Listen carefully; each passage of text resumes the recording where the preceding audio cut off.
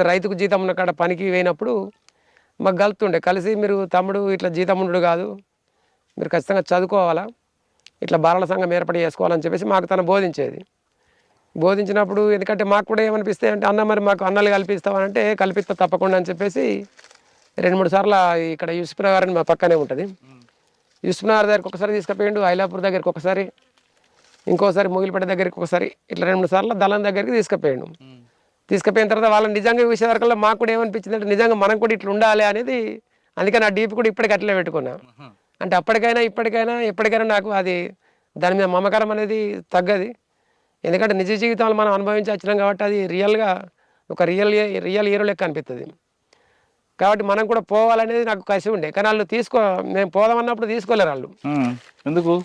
మీరు ఖచ్చితంగా ఊళ్ళో ఉండాలి, ఇట్లా సంఘం పెట్టుకోవాలి అనేది బాలల సంఘం పెట్టారు. అసలు మాకు చదువు రాకపోవు అప్పుడు. చదువు అంటే సాలిసాలని కుటుంబ ఆర్థిక ఇబ్బందులు పరిస్థితుల వల్ల నేపథ్యం చూసుకుంటే ఏంటంటే 1 ఎకరం భూమిలో ఏం పండేది కాదు. మా అన్న జీతం ఉంటుండే, నేను ఒకరికి జీతం ఉన్నా, మా తమ్ముడు ఇంకో ఆయనకు జీతం ఉన్నాడు. ఇక అటువంటి పరిస్థితుల్లో అందరం జీతం ఉండి పని చేసుకొని మా అక్కలకు పెళ్ళిళ్ళు చేసి వాళ్ళకి వరకట్నాలు ఇవన్నీ అప్పుడున్న వ్యవస్థలు ఇవన్నీ ఉంటుండే కాబట్టి వాళ్ళకి చేసే వరకు మాకు కూడా ఇక్కడ ఏమి ఉండకపోవు.